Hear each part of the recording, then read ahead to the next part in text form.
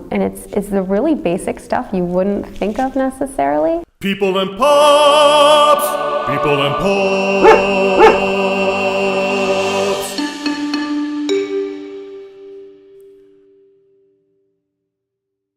What do you think Bing has taught you? Patience. Oh my gosh, patience. And learning how to approach a fearful animal, as well as even relating that to people, of how to approach them in a way that is not... How to approach fearful people. Yeah. How to approach them in a way that is not going to be intimidating, or in a way that is not going to have them feel alarmed.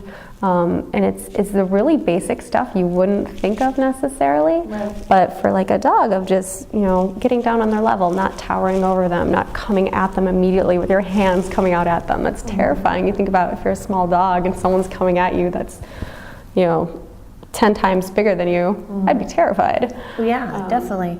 I love what you just said about people. I don't think there's a fear aggression in people or something, but there are people who I think you can easily, I'm a loud person, and I think you're right. There's people that, it's just a little too much for them, kind of like maybe because of their life story or whatever.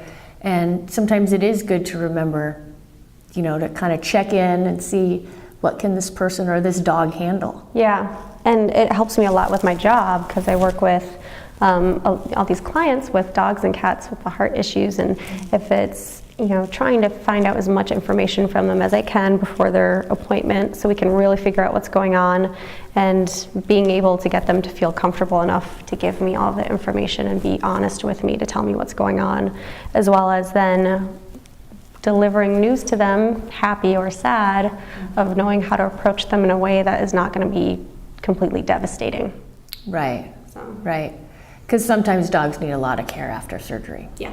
And you're the one who gets to tell them, you're going to be giving your dog meds this often, you're going to be this, you're going to be that. No, his ear has a little bit of... Yeah, he has an ear infection.